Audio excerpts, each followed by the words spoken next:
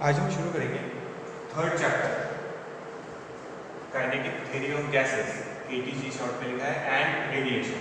तो दो अलग अलग चैप्टर है, पर एक्चुअल में उन्होंने एक में डाला है, तब एक में लेना पड़ेगा, kinetic theory of gases and radiation. पर पहले कुछ बेसिक ले लेते स्पेसिफिक हीट के बारे में, तो वो समझ लो पहले, ठीक है। सपोज एग्जाम्पल देखना, कंटेनर है, इसमें है 1 kg लिक्विड, लीटर में भी गिनते, केजी में भी गिनते, तेल अगर लेने जाएंगे तो केजी में भी आएगा, तो अभी फिलहाल अपन केजी में भी ले रहे हैं। तो 1 kg लिक्विड है, सपोज 1 kg लिक्विड है वाटर, जो अपन हमेशा देखते हैं वही एग्जांपल लेंगे, और एक कंटेनर में 5 kg लिक्विड है, या वही 5 kg वाटर। बताओ कि दोनों का टेम्परेचर 1 डिग्री सेल्सियस से इंक्रीज करना है। कितने डिग्री सेल्सियस से इंक्रीज करना है? 1 डिग्री, यानी दोनों सेम है। सपोज ये भी 10 डिग्री सेल्सियस पे है और ये भी 10 डिग्री सेल्सियस पे है, दोनों का 1 डिग्री से चेंज करके कितने पे करना है? 11 डिग्री सेल्सियस पे। किसको हीट ज्यादा देनी पड़ेगी? क्या लगता है किसको हीट सप्लाई ज्यादा करनी पड़ेगी? देख के बताओ, ठीक है, समझ में आ रहा? डेफिनेटली शायद आंसर यही होगा, क्योंकि इसका मास ज्यादा है। तुम लोगों ने वही दिया ना, देखो मास ज्यादा है तो डेफिनेटली एनर्जी भी ज्यादा सप्लाई करनी पड़ेगी। सिंपल लॉजिक है, 2 कप अगर चाय बनानी है तो कम टाइम में बन जाएंगी, क्योंकि 2 कप है, जल्दी से गर्म हो जाएगा, मास कम है, एनर्जी जल्दी सप्लाई करेंगे और चाय जल्दी बन जाएंगी। वही अगर 50 कप बनानी है तो उतने ही टाइम में बनेगी क्या? वही गैस स्टोव पे? नहीं, क्योंकि ज्यादा एनर्जी सप्लाई करनी पड़ेगी, तो ज्यादा टाइम भी लग जाएगा वहां पे, ठीक है। तो ये ठीक है, तो पहला पॉइंट ये लिख लेते कि energy supply is directly proportional to mass. पहला लॉजिक ये हो गया कि मास के साथ डायरेक्ट वेरिएशन है, जितना ज्यादा मास गर्म करना है उतना ज्यादा क्या सप्लाई करनी पड़ेगी? एनर्जी। सिंपल है, समझ में आ रहा ना? जितना ज्यादा मास उतनी ज्यादा एनर्जी। अब ये है समझो। और एक और कंटेनर ले जिसमें है कोई लिक्विड 10 डिग्री सेल्सियस पे, इसको भी 1 डिग्री सेल्सियस से इंक्रीज करना है। अब यहाँ है 10 kg वाटर, तो डेफिनेटली वहां और ज्यादा एनर्जी देनी पड़ेगी, ठीक है। पहला पॉइंट हो गया कि that energy supplied is directly proportional to mass. जितना ज्यादा मास उतनी ज्यादा एनर्जी सप्लाई करनी पड़ेगी। देखो समझ में आया? इसको हटा देते हैं। दूसरा लॉजिक देखो, अब मास सेम रखेंगे, ठीक है। अब सेकेंड लॉजिक देखो, यहां 1 kg वाटर है और यहां पे भी 1 kg वाटर है, दोनों में सेम, दोनों में 1 kg वाटर है। ये भी है 10 डिग्री सेल्सियस पे, ये भी है 10 डिग्री सेल्सियस से। इसको इंक्रीज करना है समझो 15 डिग्री सेल्सियस तक, थोड़ा सा गर्म करना है, ज्यादा गर्म नहीं करना है, ठीक है। पर इसको इंक्रीज करना है 50 डिग्री सेल्सियस तक, यानी मास सेम है, मटेरियल भी सेम है, दोनों जगह पानी है, दोनों का मास भी 1 kg है, दोनों का इनिशियल टेम्परेचर भी सेम है, पर इसको खाली 5 डिग्री से बढ़ाना है और इसको 40 डिग्री से बढ़ाना है। तो क्या लगता है किसमें हीट ज्यादा सप्लाई करनी पड़ेगी? अभी मास सेम है, ठीक है, तो हीट इसमें ज्यादा सप्लाई करनी पड़ेगी जहां टेम्परेचर ज्यादा चेंज करना है। सिंपल लॉजिक है, समझ में आया ना? दूध पीने के लिए गर्म करना है, हल्का सा चलेगा, बॉईल कराना है, ज्यादा एनर्जी सप्लाई करनी पड़ेगी, ठीक है। तो सेकेंड पॉइंट देखना, energy supplied is directly proportional to change in temperature. देखो समझ में आया? अभी मास सेम है, पहले हमने चेंज इन टेम्परेचर सेम रखा था कि 1 डिग्री सेल्सियस से इंक्रीज करना था, पर मास अलग अलग था। अब अपन ने ये कर दिया, देखो समझ में आया? तो देखो दो लॉजिक हो गए कि जो एनर्जी अपन किसी भी ऑब्जेक्ट को हीट करने में, लिक्विड, सॉलिड, गैस कुछ भी हो सकता है यहाँ पे, तो जो एनर्जी सप्लाई करेंगे एक directly proportional to mass and it is directly proportional to changing temperature. So combine कर देंगे m into delta T, delta T is change in temperature. इतना समझ में आएगा? नाउ अब प्रोपोर्शनल की साइन हटाएंगे तो वहां एक कांस्टेंट देंगे c, it is called specific heat m into delta T, और अपन ने कई बार देखा है कि C जो है कांस्टेंट ऑफ प्रोपोर्शनलिटी है, एंड इसको क्या बोलेंगे? Specific heat. यही लिख देते हैं, C is the specific heat, it is the constant of proportionality, यानी ये इसमें काय पे भी डिपेंड नहीं करेगा। तो ये काय पे डिपेंड करेगा? फिर मटेरियल पे डिपेंड करेगा कि कौन सा मटेरियल यूज कर रहे हैं अपन। ठीक है, अब ध्यान देना, एक कंटेनर, यहां है 1 kg वाटर, दूसरा कंटेनर यहां पे भी है 1 kg, पर यहां कुछ और डाल देते हैं जैसे मर्क्यूरी। दोनों का मास सेम है, इनिशियल टेम्परेचर भी सेम रखेंगे, और फाइनल टेम्परेचर जो लाना है वो भी सेम रखेंगे। यानी 10 से इसको भी 15 लेके जाना है, 10 से इसको भी 15 लेके जाना है, यानी चेंज इन टेम्परेचर सेम है। चेंज इन टेम्परेचर 5 डिग्री, यहाँ पे चेंज इन टेम्परेचर 5 डिग्री, वो सेम है, दोनों का मास भी सेम है, पर एनर्जी सेम नहीं लगेगी, क्योंकि क्या बचा है? C, और वो अभी बताया काय पे डिपेंड करेगा? मटेरियल। मटेरियल बदला है, यहाँ पे मर्क्यूरी है, यहाँ वाटर है, मटेरियल चेंज हुआ। अगर मटेरियल चेंज हुआ है तो ये स्पेसिफिक हीट उस पे डिपेंड करेगी, बाकी किसी पे डिपेंड नहीं करती है। और याद रखो, ये फिल इन द ब्लैंक के लिए याद रखना, नॉन सॉलिड्स और लिक्विड, गैसेस की बात नहीं कर रहे फिलहाल, सॉलिड्स और लिक्विड्स जितने भी है, सबसे ज्यादा स्पेसिफिक हीट किसकी है? वाटर की। यानी अगर इसको 5 डिग्री सेल्सियस से इंक्रीज करने के लिए मर्क्यूरी को लग रही समझो 10 जूल एनर्जी, तो इसको लगेंगे बहुत ज्यादा लगेंगे। तो वाटर की स्पेसिफिक हीट नॉन सॉलिड्स और लिक्विड्स में सबसे ज्यादा है। नॉन सॉलिड्स लिक्विड्स में सबसे ज्यादा स्पेसिफिक हीट वाटर की है, मतलब वाटर की हीट एब्जॉर्ब करने की कैपेसिटी ज्यादा है। ठीक है, वो ज्यादा हीट एब्जॉर्ब करेगा और टेम्परेचर कम इंक्रीज होगा, ज्यादा हीट एब्जॉर्ब करेगा, टेम्परेचर कम इंक्रीज होगा, जबकि मर्क्यूरी कम हीट एब्जॉर्ब करेगा और ज्यादा टेम्परेचर राइज होगा। इसीलिए ध्यान रखना, थर्मामीटर में मर्क्यूरी यूज करते, वाटर नहीं। क्यों वाटर नहीं यूज करते? अभी कैसा होता है, डॉक्टर आता, थर्मामीटर मुंह में लगाया, मर्क्यूरी है थर्मामीटर में, 2 मिनट देखते और फिर हो गया। डिजिटल थर्मामीटर नहीं है, मर्क्यूरी वाला थर्मामीटर।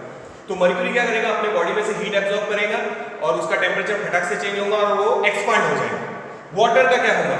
वाटर एब्जॉर्ब करेगा, उसकी एब्जॉर्ब करने की कैपेसिटी, उसकी भूख बहुत ज्यादा है, अब वो एब्जॉर्ब कर ही रहा और धीरे धीरे राइज होगा, तो 15-20 मिनट रखना पड़ेगा, तब जाके पता चलेगा कि टेम्परेचर क्या है।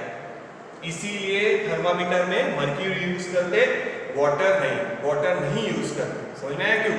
तुम लोग देखो पुराने पिक्चर्स में बताते थे, ये सीन कॉमन था, कोई बीमार रहा तो उसके सर पे पानी की पट्टी रखते, बुखार आया तो बुखार रहा तो क्या होता? बॉडी गर्म हो जाती, दिमाग पे बुखार नहीं जाना चाहिए। ठीक है, तो दिमाग पे बुखार नहीं जाना चाहिए, इसलिए क्या करते? ठंडे पानी की पट्टी रखते, तो वो हीट क्या करते जाता? एब्जॉर्ब। व्हीकल देखो, 4 व्हीलर, रेडिएटर्स में क्या यूज करते? पानी। क्यों पानी यूज करते? क्योंकि उसकी हीट एब्जॉर्ब करने की कैपेसिटी ज्यादा है, वो हीट ज्यादा एब्जॉर्ब करेगा, टेम्परेचर कम राइज होगा, जल्दी बॉईल नहीं होगा। उसके बाद जो न्यूक्लियर रिएक्टर्स है उनको भी वाटर के अंडर ही बनाते हैं ताकि वो मैक्सिमम हीट को क्या कर ले? एब्जॉर्ब।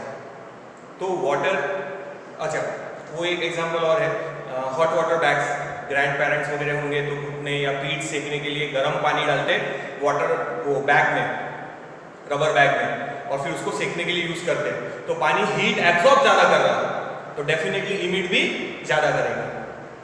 तो याद रखो वाटर की स्पेसिफिक हीट सबसे ज्यादा है। तो अब मास सेम था, टेम्परेचर सेम था, चेंज इन टेम्परेचर, बट ये अलग हो गया, इसीलिए एनर्जी सप्लाई भी बदल जाएंगी।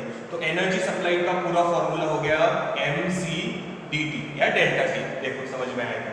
तो याद रखना नॉन सॉलिड्स और लिक्विड में सबसे ज्यादा स्पेसिफिक हीट किसकी है? वाटर। देखो याद रखना,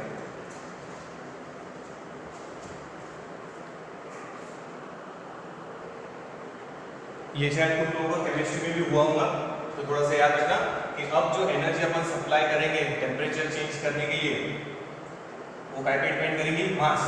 काय पे डिपेंड करेगी? चेंज इन टेम्परेचर, कि कितना टेम्परेचर चेंज करना है, and also depends on specific heat. Specific heat इसमें से काय पे भी डिपेंड नहीं करेगा, तो काय पे डिपेंड करता? मटेरियल पे। मटेरियल बदल गया तो एनर्जी सप्लाई बदल जाएंगी। अगर ये दोनों same the specific heat capacity, याद रखो specific heat capacity, heat absorb करने की कैपेसिटी, किसी की ज्यादा है किसी की कम है। जैसे अपने क्लास में समझो अभी वीडियो देख रहे हैं, कुछ लोगों को ज्यादा समझ में आएगा, कुछ लोग कम, हर एक की कैपेसिटी के हिसाब से।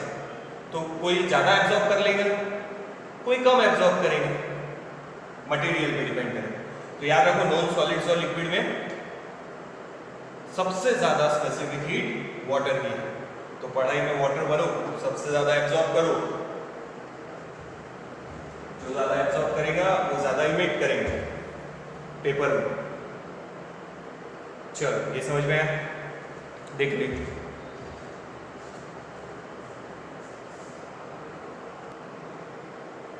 अब देखो यूनिट लिख लो, C is equals to Q upon M into delta T।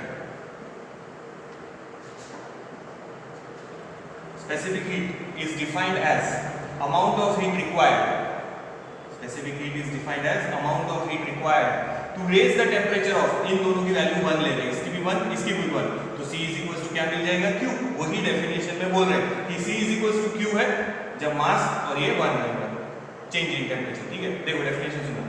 Specific heat is defined as amount of heat required. इसमें दो अलग अलग चीजें हैं, एक है मोलर स्पेसिफिक हीट, तो पहले मोलर स्पेसिफिक हीट के लिए ले लेते हैं, और एक है प्रिंसिपल स्पेसिफिक हीट, तो वो बाद में देखते हैं। पहले मोलर स्पेसिफिक हीट, मोल पता है ना, केमिस्ट्री में वो होगा मोल, ऐसा यूनिट है अमाउंट ऑफ सब्सटेंस का, तो वही है मोलर स्पेसिफिक हीट। देखो सुनना, मोलर स्पेसिफिक हीट के बारे में। Molar specific heat is defined as amount of energy required to raise the temperature of 1 mole of gas through 1 degree Celsius. तो ये चैप्टर में अपने को गैस के बारे में, तो अपन गैस के बारे में ले रहे हैं, तो एक जनरल डेफिनेशन लिख लेते हैं, फिर बाद में मोलर के लिए लेंगे, उसको छोड़ दो एक बार, गैस के लिए बाद में लेंगे। पर याद रखो दो है, मोलर और प्रिंसिपल, तो इसको हटा देते हैं एक बार, पहले वापस से ले लेते, सिर्फ जनरल के लिए ले लेते, इन दोनों को 1 डाल देंगे, वही डेफिनेशन है। प्रिंसिपल स्पेसिफिक हीट और मोलर स्पेसिफिक हीट बाद में लेंगे, अभी जनरल स्पेसिफिक हीट की डेफिनेशन ले रहे हैं। Specific heat is defined as amount of heat required to raise the temperature of unit mass of a substance। 1 मोल बोल सकते हैं, 1 kg बोल सकते हैं, पर अभी यूनिट मास बोल रहे हैं, unit mass of a substance through 1 degree Celsius. अब एनर्जी के अलग अलग यूनिट है, कैलोरी है हीट का, एक है किलो कैलोरी और एक है जूल्स, ऐसा यूनिट।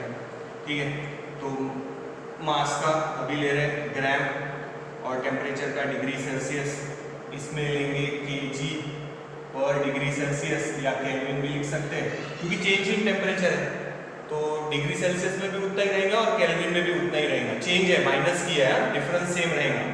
और इधर आएगा जूल पर केजी केल्विन, तो ये यूनिट है, तो ये जनरली ये यूनिट यूज करेंगे, कैलोरी पर ग्राम डिग्री सेल्सियस। और वाटर की स्पेसिफिक हीट काउंट करते 1, तो बाकी सबकी उससे कम रहेंगे। नॉन सॉलिड्स और लिक्विड, गैसेस नहीं, नॉन सॉलिड्स और लिक्विड में सबसे ज्यादा स्पेसिफिक हीट किसकी है, वाटर की। तो वाटर की स्पेसिफिक हीट कितनी कर रहे हैं, कंसीडर कर रहे हैं 1, और मर्क्यूरी की 0.033 है, यानी बहुत कम है।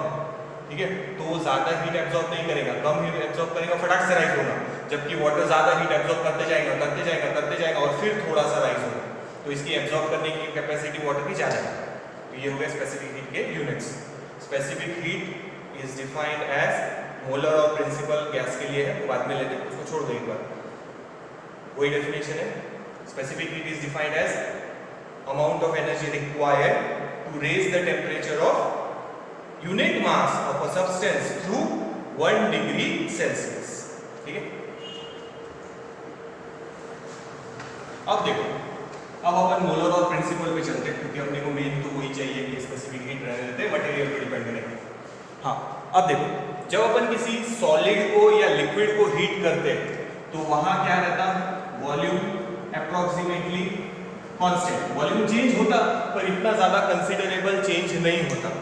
पर गैसेस को हीट करने के लिए दो अलग अलग तरीके हैं, तो याद रखो, सॉलिड्स एंड लिक्विड,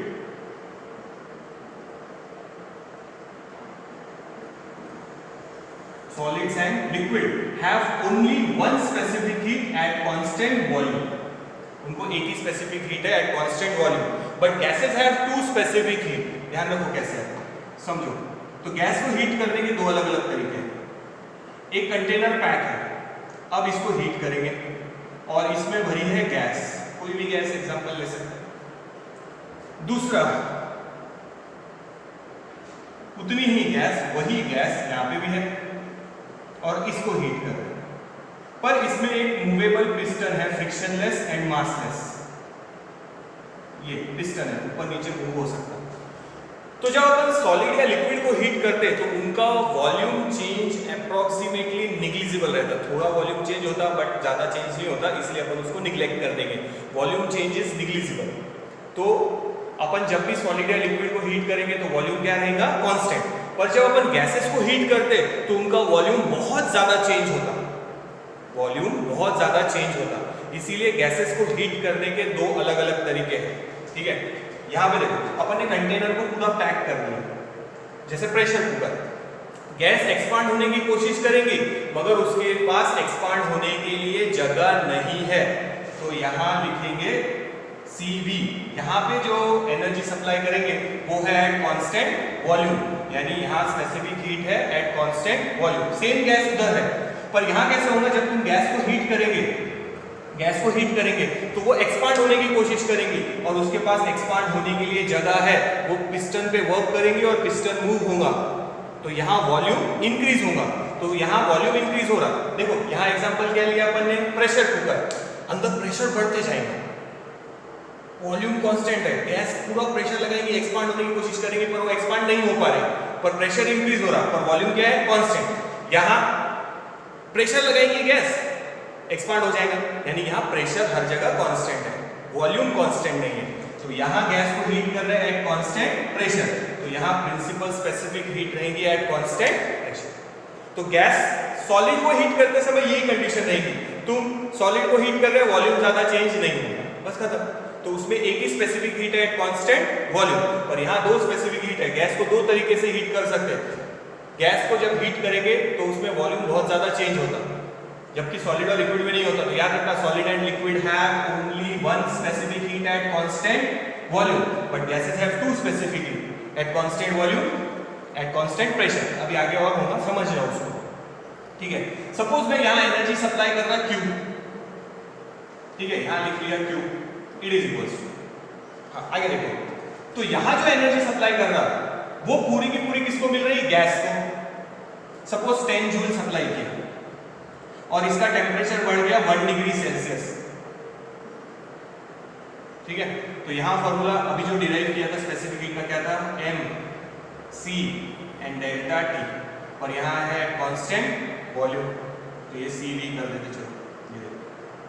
तो अभी तो बताया था, energy supply directly proportional to mass, energy supply directly proportional to change in temperature and also depends on material, पर यहां कांस्टेंट वॉल्यूम के। अब समझो यहां 10 जूल एनर्जी सप्लाई करो, देखो सेम है, वही गैस है, उतनी एनर्जी सप्लाई कर रहे हैं, पर यहां पे 10 जूल एनर्जी पूरी गैस को नहीं मिलेगी, ये पिस्टन ऊपर जाने वाला है, यानी डिस्प्लेसमेंट हुआ, मतलब क्या होगा, वर्क डन। गैस को थोड़ा वर्क भी करना है। मान लो वर्क डन है 10 जूल, सॉरी 2 जूल, तो 10 में से 2 गए, गैस को कितना मिला, खाली 8 जूल। जबकि गैस दोनों जगह सेम है, एनर्जी भी दोनों जगह सेम है, पर यहाँ एनर्जी पूरी की पूरी इंटरनल एनर्जी में चली गई। जो सप्लाई किया था उससे इंटरनल एनर्जी इंक्रीज हुई है, मतलब गैस का टेम्परेचर चेंज होने में यूज हुई है। बट यहाँ जो एनर्जी सप्लाई किया है वो दो पार्ट में डिवाइड हुई है। कैसे डिवाइड हुई है, मैक्सिमम यूज हुई to increase the internal energy, मतलब टेम्परेचर चेंज करने में, और रिमेनिंग कहाँ यूज हुई है, थोड़ी सी to do external work, gas को एक्सपांड करने में। तो प्रॉब्लम ये है, गैस को 1 डिग्री सेल्सियस यहाँ चेंज करने में 10 जूल चाहिए, तो यहाँ पे भी 10 जूल ही चाहिए, क्योंकि दोनों जगह सेम है गैस। पर यहाँ एनर्जी ज्यादा क्यों लगेगी उसको 1 डिग्री पे लाने के लिए, क्योंकि गैस का एक्सपांशन हो रहा, वहां पे वर्क डन में थोड़ी एनर्जी निकल जाएगी। तो यहाँ 10 की जगह अब 13 जूल, सपोज जस्ट एक एग्जांपल है, 13 जूल दिया, तो इसको मिलेगी समझो 10 और इसको मिलेगी 3, तो अब 10 हो गई, यानी ये काम आएगा। अब टेम्परेचर चेंज हो गया 1 डिग्री सेल्सियस। तो यहाँ वही गैस का टेम्परेचर 1 डिग्री से चेंज करने के लिए कितनी जूल एनर्जी लगी, 10 जूल। जबकि यहाँ क्यों लगी 13, क्योंकि यहाँ पे थोड़ी एनर्जी कहाँ यूज हो रही, टू डू वर्क। गैस को उतनी ही एनर्जी चाहिए पर रिमेनिंग यूज होंगी वर्क डन। तो सेम मटेरियल है, तो अपन ने बोला ना specific heat depends on material, दोनों जगह मटेरियल सेम है बट कंडीशन बदल गई। तो यहाँ स्पेसिफिक हीट है एट कांस्टेंट वॉल्यूम, यहाँ स्पेसिफिक हीट है एट कांस्टेंट प्रेशर। तो डेफिनेटली समझ में आ रहा है, यहाँ एनर्जी ज्यादा न देनी पड़ेगी, मतलब गैस की एब्जॉर्ब करने की कैपेसिटी कांस्टेंट प्रेशर में ज्यादा है और कांस्टेंट वॉल्यूम में कम है। तो ये भी एक्सप्लेनेशन याद रखना कि Cp is greater than Cv। Why? तो ये एक्सप्लेनेशन कि यहाँ जो अपन एनर्जी सप्लाई करेंगे, यहाँ देखो सप्लाई की वो दो पार्ट में डिवाइड होगी, ये और ये। मैक्सिमम पार्ट टेम्परेचर बढ़ाने and remaining to do work. तो जब अगर यहाँ 10 जूल लगी है तो यहाँ पे भी गैस को 1 डिग्री से 10 जूल ही लगेंगी, बट एक्स्ट्रा एनर्जी सप्लाई करनी पड़ी है वर्क डन के लिए। जबकि यहाँ पूरी की पूरी एनर्जी किसको मिली, गैस को, तो यहाँ एक्स्ट्रा एनर्जी देनी नहीं पड़ेगी। इसीलिए बोलते खाना पकाओ प्रेशर कुकर में। क्यों प्रेशर कुकर में? एनर्जी कम लगेगी। अगर ओपन कंटेनर में पकाएंगे तो गैस बाहर भी जाएंगे, एक वर्क करना पड़ेगा, तो एनर्जी ज्यादा सप्लाई होगी। तो गैस को हीट करने के दो अलग अलग तरीके हैं, one eight constant pressure, another eight constant volume. इसीलिए गैस के दो स्पेसिफिक हीट है, at constant pressure, eight constant volume. ठीक है, तो स्पेसिफिक हीट की डेफिनेशन तो वही है, यहाँ लिखेंगे Cv जैसे ये m delta T Q upon m delta T, और यहाँ लिखेंगे तो कैसा हुआ, energy supply m Cp into delta T। So Cp will be equal to, देखो दिख रहा है कहाँ से, ठीक है। तो यहाँ बन जाएंगे equation Cp is equals to Q upon m delta T। Formula वही है, यूनिट वही रहेगा, ठीक है। सिर्फ यहाँ डेफिनेशन में बोलेंगे एट कांस्टेंट वॉल्यूम, यहाँ डेफिनेशन में बोलेंगे एट कांस्टेंट प्रेशर। तो देखो समझ में आएगा कि यहाँ एनर्जी ज्यादा क्यों लग रही, यहाँ एनर्जी कम क्यों लग रही, जबकि दोनों में गैसेस सेम ही है, सेम मास, सेम टेम्परेचर, सब कुछ सेम है, पर यहाँ एनर्जी ज्यादा देनी पड़ेगी, यहाँ एनर्जी कम देनी पड़ेगी। तो जितनी एनर्जी यहाँ लगी है उतनी एनर्जी यहाँ पे भी लगेगी, पर एक्स्ट्रा एनर्जी देनी पड़ेगी यहाँ पे टू डू वर्क। तो ये अभी थोड़ा सा देखना काम है।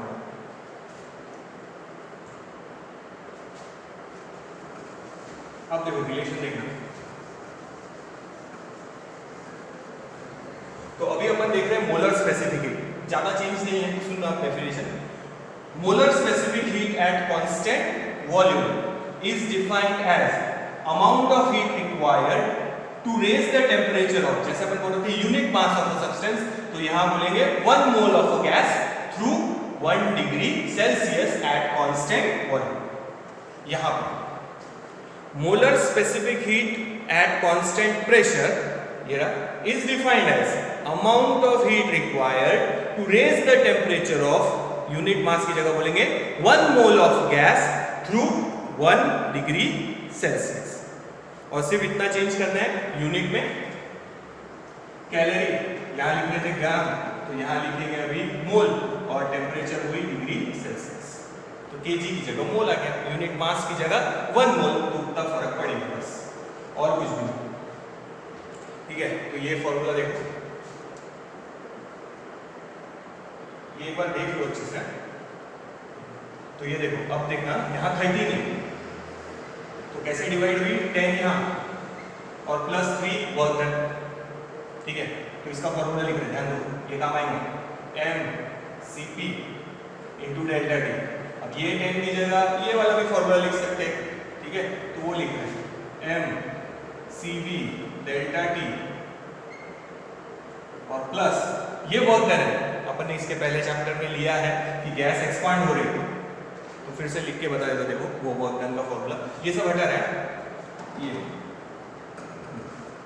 यहाँ लिख देते, चलो वर्क डन का फॉर्मूला फोर्स इनटू डिस्प्लेसमेंट, ये फोर्स का formula P is equals to F upon A, तो F is equals to P into A और into dx, P into dx, area of the piston और ये displacement यानी change in work. तो work done की जगह लिखेंगे पीडी, ये वर्क डन है तो यहाँ लिखेंगे पीडी। तो गैस को उतनी ही एनर्जी चाहिए जितनी कांस्टेंट वॉल्यूम में लगी थी, पर यहाँ एक्स्ट्रा एनर्जी लगी क्यों? वर्क डन के लिए। तो वही लिखा है मैंने, ये एनर्जी है कांस्टेंट प्रेशर, कांस्टेंट वॉल्यूम जितनी एनर्जी प्लस वर्क डन के लिए जो एनर्जी लगेगी वो, यानी 10 + 3। एग्जांपल है, एग्जाम में ऐसा नहीं लिखा। हाँ, तो अब बाकी का बीटा है, देखो ये, और देखो एग्जांपल समझ में आते हैं ना, 10 + 3 13, तो उसमें 10 की जगह ये लिखिए। एग्जाम में ऐसा नहीं लिखना, समझ के करना। चलो आगे चलो। तो मोलर स्पेसिफिक हीट हुई है, तो डेफिनेशन में खाली यूनिट मास की जगह 1 मोल लिखा है और कोई चेंज नहीं है। चलो अब ध्यान दो। हाँ, अब थोड़ा सा चेंज कर रहे हैं, Cp और ये Cv एक तरफ कर रहे हैं, Cp - Cv कॉमन क्या लिखा है? m delta T = P dW। Sorry dW नहीं, वर्क डन, पूरा वर्क डन है, यहाँ dW चाहिए था 3 की जगह, और वर्क डन का फॉर्मूला क्या निकाला था? dV, change in volume dV।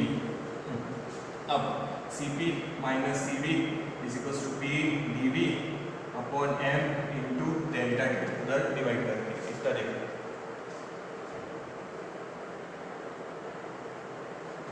अब ये रिलेशन लेने वाले हैं अपन वापस से, पर तुम लोगों का केमिस्ट्री में हुआ होगा PV = nRT। तो यहाँ अभी मास है, मोलर मास, तो मोलर मास पर मॉलिक्यूल वही है। तो देखो PV upon nR NT = R, तो यहाँ R सब्स्टिट्यूट कर रहे हैं, Cp - Cv = R। PV = nRT, तो PV upon NT, PV upon NT, PV upon MT, वही मोलर मास है। और साथ में क्या गया? देखो यहाँ पर ये आइडियल गैस इक्वेशन है, केमिस्ट्री में हुआ होगा तुम लोगों का, फिर से देख लो। PV = nRT, तो मोलर मास है तो उसको m लिख रहे हैं यहाँ for 1 molar mass. So R will be equal to PV upon MT, PV upon MT। R is real gas constant, वो गैस का कांस्टेंट है। तो ये है बेयर्स रिलेशन।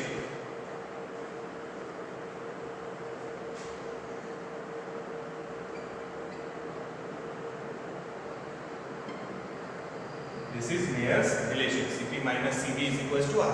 तो ये थी मोलर स्पेसिफिक हीट। एक है प्रिंसिपल स्पेसिफिक हीट, उसको जैसे ये कैपिटल से डिनोट करते हैं,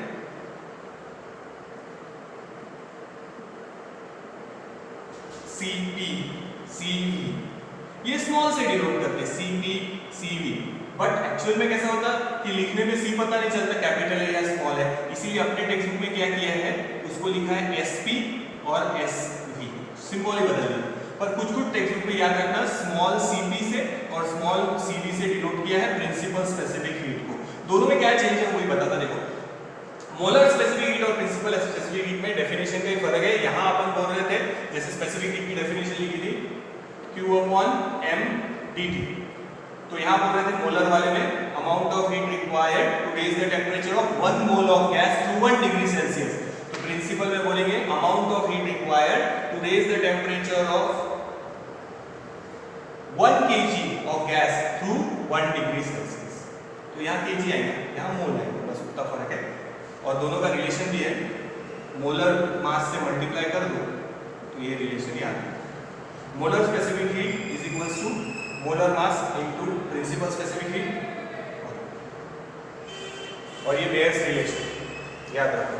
तो इसको इसके लिए भी बनाते हैं, वैल्यू डाल दो इसमें Cp की जगह m0 Sp, इधर माइनस m0 Sv, ये है प्रिंसिपल स्पेसिफिक हीट यानी 1 kg के लिए एट कांस्टेंट प्रेशर, ये constant volume is equals to R, तो उधर ले लो Sp minus Sv is equals to R upon m0 molar mass.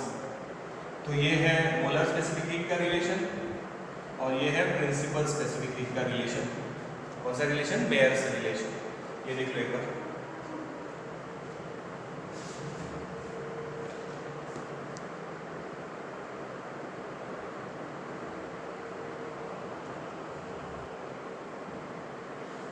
तो देखो इधर फिर से ध्यान रखना, मोलर स्पेसिफिक हीट और प्रिंसिपल स्पेसिफिक हीट का रिलेशन है ये Cp is equal to molar mass into principal specific heat. ये मोलर स्पेसिफिक हीट, ये प्रिंसिपल, दोनों का रिलेशन वही है। अब ध्यान रखना, इसको स्मॉल cp स्मॉल cv से डिनोट किया है बहुत सारी टेक्स्ट बुक में, और मोलर को कैपिटल से डिनोट करते हैं, बट कंफ्यूजन नहीं होना चाहिए, इसीलिए अपने टेक्स्ट बुक में sp और sv से डिनोट किया है प्रिंसिपल स्पेसिफिक हीट को। अब देखो, जनरली वर्क डन क्या में मेजर करते हैं? ये वर्क डन जूल्स में, ठीक है, और हीट क्या में मेजर करते हैं? कैलोरीज में।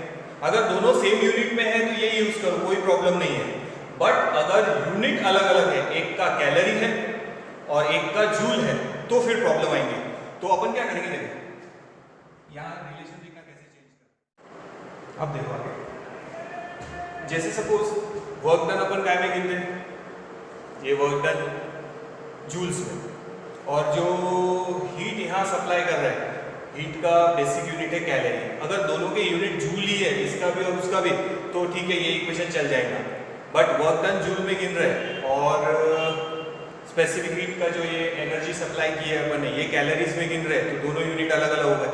तो फिर ये फॉर्मूले को थोड़ा मॉडिफाई करेंगे, Cp minus Cv is equal to R upon J, where J is the mechanical equivalent बोलते हैं उसको, और उसकी वैल्यू है 4.2 या 4.18, जो दिया रहा वो ले लेना। जूल और कैलोरी का कन्वर्शन है, वो पता है अपने को, तो इट इज 4.2 जूल पर कैलोरी, ठीक है। अब देखो, सपोज ये आंसर आया 4.2 जूल्स में, पर अपने को चाहिए कैलोरी में, तो अपन ने कैसे डिवाइड किया? J से। J की वैल्यू देखो क्या है, 4.2 जूल पर कैलोरी, जूल जूल कैंसिल, तो आंसर आ गया कैलोरी। तो अपन ऐसा कन्वर्ट करके आंसर निकाल सकते हैं। तो ये मॉडिफाइड है। अगर यूनिट सेम नहीं है तो फिर मैकेनिकल इक्विवेलेंट यूज करना, R अपॉन J। J मतलब जूल नहीं है, कैपिटल J जैसे निकालना, थोड़ा सा बड़ा, ये जूल अलग है, ये J है मैकेनिकल इक्विवेलेंट, तो ये J ऐसे निकाला छोटा, ये बड़ा निकालेगा थोड़ा सा, ठीक है। ये तो अगर यहाँ पे भी है तो यहाँ पे भी डिवाइड कर सकते हैं, तो ये भी बन जाएगा Sp minus Sv is equal to R upon M। तो ये थोड़ा सा याद रखना कन्वर्शन।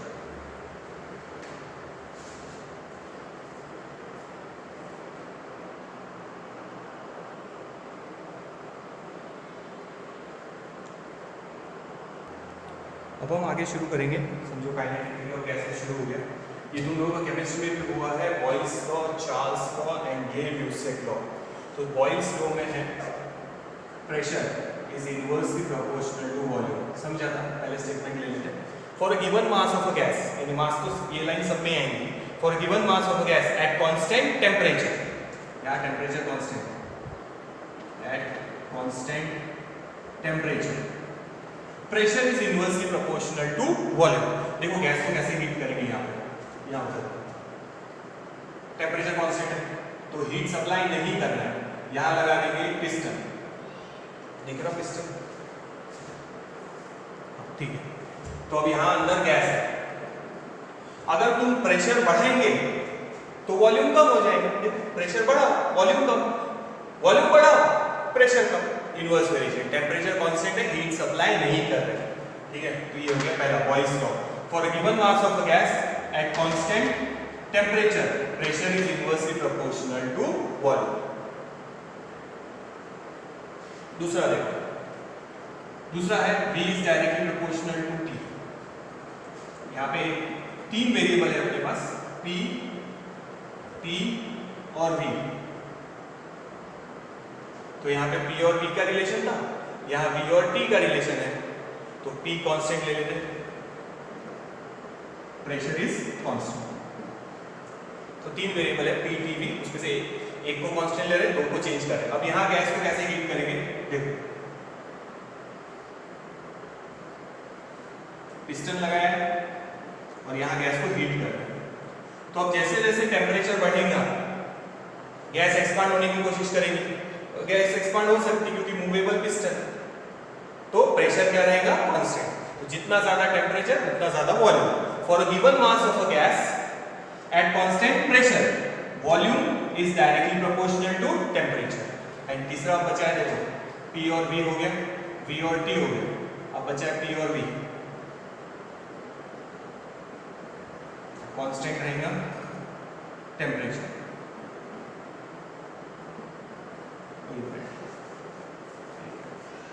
P और T का रिलेशन, और कांस्टेंट रहेगा वॉल्यूम।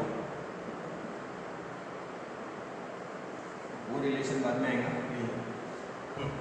नाउ गेल-यूसेक लॉ देखना, for a given mass of a gas at constant volume pressure is directly proportional to temperature. यहाँ ऐसे हीट कर रहे हैं, कंटेनर पूरा पैक है और यहाँ हीट सप्लाई करेंगे, तो जैसे जैसे टेम्परेचर बढ़ेगा गैस एक्सपांड होने की कोशिश करेगी पर एक्सपांड नहीं हो पाएंगे, तो क्या बढ़ते जाएगा? प्रेशर। यही अभी तो एग्जांपल लिए थे, ये यहाँ पे है कांस्टेंट प्रेशर, यहाँ स्पेसिफिक हीट की एट कांस्टेंट प्रेशर, ये है specific heat at constant volume वाली केस हुई। So for a given mass of a gas at constant volume, pack है पूरा, जैसे जैसे टेम्परेचर बढ़ेगा वैसे वैसे प्रेशर भी बढ़ता जाएगा। Pressure cooker, the given mass of a gas at constant volume pressure is directly proportional to temperature. तीनों को कंबाइन करना, ये और ये, तो अपन ऐसा लिखेंगे PV is directly proportional to T। तो कांस्टेंट डालेंगे PV is equals to nRT। So R is universal gas constant जो अभी लिया था मेयर्स रिलेशन में, और N मतलब पता ही है अपने को, for 1 mole of gas it is 1, it is molar mass, तो उसकी वैल्यू ऐसे लिख सकते हैं N is equals to mass of gas, पर याद रखना ये गैस टाइम होना चाहिए ग्राम में, अपॉन, तो दिख रहा ना, अपॉन मोलर मास। जैसे सपोज 32 ग्राम ऑफ ऑक्सीजन है और उसका मॉलिक्यूलर वेट कितना है? 32, तो वो हो जाएगी 1 मोल।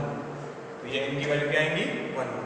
तो याद रखना N इज मोलर मास, तो उसकी डेफिनेशन है मास ऑफ द गैस पर काइंड होनी चाहिए ग्राम में, अपॉन मॉलिक्यूलर मास।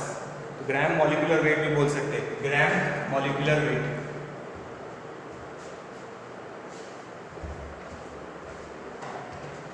ठीक है, ये यूज कर सकते हैं या ये भी फॉर्मूला यूज कर सकते हैं, N upon Na।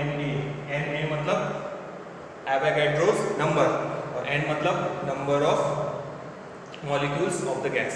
Avogadro's number तुम लोगों का केमिस्ट्री में हुआ है 6.022 या 023 × 10⁻23 मॉलिक्यूल्स पर मोल, मॉलिक्यूल्स पर मोल। ठीक है, तो ये है, ये फॉर्मूला यूज कर सकते हैं स्मॉल n के। तो अभी तीनों एग्जाम्पल याद रखना, ये हटा रहे एक बार। हाँ, अब देखो थोड़ा चेंज कर, PV is equals to nRT। ठीक है, अब स्मॉल n की जगह ये वैल्यू सब्स्टिट्यूट कर रहे हैं, क्या आएगा? स्मॉल n की जगह n upon Na। So PV is equals to R constant, Avogadro's number constant, ये नया कांस्टेंट है बोल्ट्जमैन कांस्टेंट, ये भी फॉर्मूला लिख सकते हैं, constant upon constant, R universal gas constant और रियल गैस कांस्टेंट, और Na एवोगैड्रोस नंबर, वो भी कांस्टेंट वैल्यू है, हर गैस के लिए फिक्स रहेगा एवोगैड्रोस नंबर। तो R upon Na is new constant and it is called Boltzmann constant. तो ये R upon Na, R upon Na Boltzmann constant, ये भी फॉर्मूला चलता है PV is equals to N Kb into T। Kb मतलब Boltzmann constant. ये देखो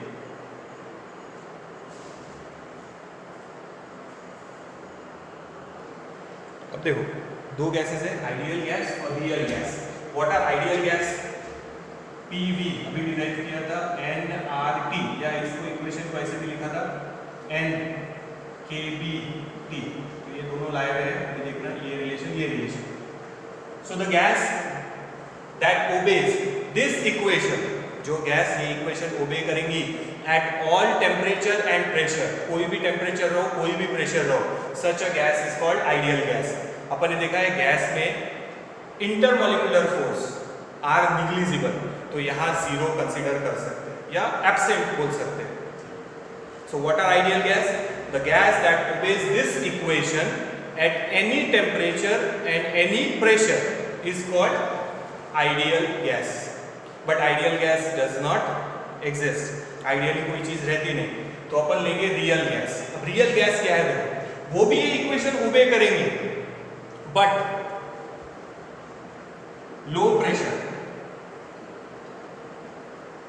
अब लो प्रेशर से क्या होगा, जैसे कंटेनर में गैस है, तो पहले यहाँ पे था समझो पिस्टन, तो यहाँ गैस बाउंडेड है, मॉलिक्यूल बहुत आसपास में है, मतलब क्या हो सकता, कोहेसिव फोर्स इंक्रीज. बट अपन ने वॉल्यूम बढ़ा दिया तो प्रेशर कम कर दिया, अब वही गैस को ज्यादा जगह मिल गई, यानी कोहेसिव फोर्स कम, तो एब्सेंट बोल सकते हैं अभी फिलहाल. तो कैसे बिहेव करेंगे ideal gas? At low pressure and high temperature.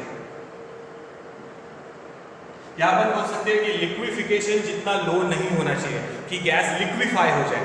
अगर गैस लिक्विफाई हो गई तो डेफिनेटली कोहेसिव फोर्स आ गया या इंटरमॉलिक्यूलर फोर्स आ गया, जबकि अपन बोल रहे हैं इंटरमॉलिक्यूलर फोर्स कैसा होना चाहिए, निग्लेक्ट. तो प्रेशर होना चाहिए लो और टेम्परेचर होना चाहिए high. It should not be close to the liquefaction temperature. अगर लिक्विफिकेशन टेम्परेचर पे रहा तो लिक्विड में कन्वर्ट हो जाएंगे गैस, तो लिक्विफिकेशन टेम्परेचर से हाई होना चाहिए, मतलब हाई टेम्परेचर होना चाहिए, और प्रेशर कैसा होना चाहिए, low. So real gas at low pressure and high temperature higher than liquefaction temperature. नहीं तो अगर टेम्परेचर कम हुआ तो गैस लिक्विफाई हो जाएंगी, तो नहीं चलेगा. ठीक है. So at low pressure and high temperature, not close to liquefaction temperature, याद रखना, real gas behaves as a ideal gas. तो व्हाट इज आइडियल गैस, याद रखना, it is the gas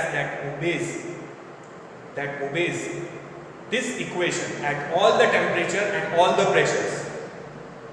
Real gas, ये जो exist करती है at low pressure and high temperature, it should not be close to liquefaction temperature, then that real gas behave as a ideal gas, means it will obey this equation.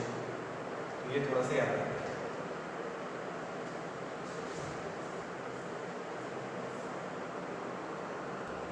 तो इसके आगे हम लोग next lecture में continue करेंगे. जो basic हुआ है मेयर्स रिलेशन और ये equation PV is equals to nRT और PV is equals to NKB यानी बोल्ट्जमैन कांस्टेंट इनटू T, ये थोड़ा सा एक बार देख के रखना आप लोगों ने. तो अब कल से अपन आगे का काइनेटिक थ्योरी ऑफ गैसेस का पार्ट शुरू करेंगे.